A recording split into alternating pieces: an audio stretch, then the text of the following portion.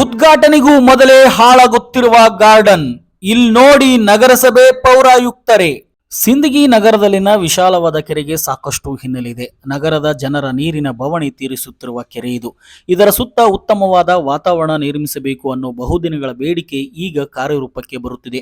ಈ ಮೂಲಕ ಕೆರೆಯ ಸುತ್ತಮುತ್ತಲಿನ ನಿವಾಸಿಗಳಿಗೆ ವಾಯು ವಿಹಾರಕ್ಕೆ ಒಂದೊಳ್ಳೆಯ ಪರಿಸರ ಸಿಗುತ್ತೆ.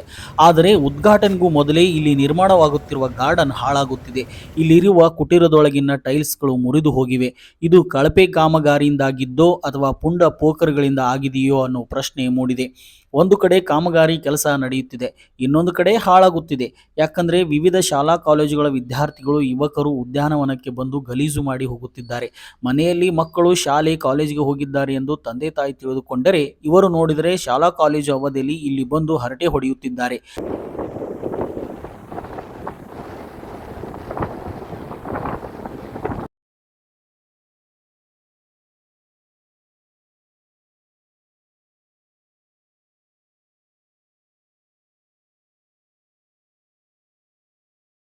ಪಾದಚಾರಿ ಮಾರ್ಗದಲ್ಲಿ ಬೈಕ್ಗಳನ್ನು ಓಡಿಸಲಾಗುತ್ತಿದೆ. ಇದಕ್ಕೆ ಕಡಿವಾಣ ಹಾಕಲು ನಗರಸಭೆಯಿಂದ ಯಾವುದೇ ಸಿಬ್ಬಂದಿ ಇಲ್ಲವೆಂದು ಹೇಳಲಾಗುತ್ತಿದೆ.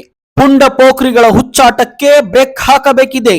ಕೆಲ ಪುಂಡ ಪೋಖ್ರಿಗಳು ಗುಟ್ಕಾ ತಿಂದು ಎಲ್ಲೆಂದರಲ್ಲಿ ಉಗುಳುವುದು, ತಂಪು ಪಾನೀಯಗಳನ್ನು ಕುಡಿದು ಬಾಟಲ್ಗಳನ್ನು ಎಸೆದು ಹೋಗುತ್ತಿದ್ದಾರೆ. ಉದ್ಯಾನವನ ಲೋಕಾರ್ಪಣೆಗೊಳ್ಳುವ ಮೊದಲೇ ಹೀಗೆ ಮಾಡಿದರೆ ಮುಂದೆ ಯಾವ ಪರಿಸ್ಥಿತಿಗೆ ಬರುತ್ತೆ?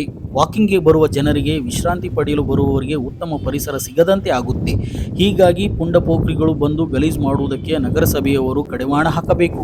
ಉದ್ಘಾಟನೆಯಾಗುವ ತನಕ ಸಾರ್ವಜನಿಕರ ಪ್ರವೇಶಕ್ಕೆ ನಿರ್ಬಂಧ ಹೇರಬೇಕು ಎಂದು ಸ್ಥಳೀಯರು ಆಗ್ರಹಿಸಿದ್ದಾರೆ.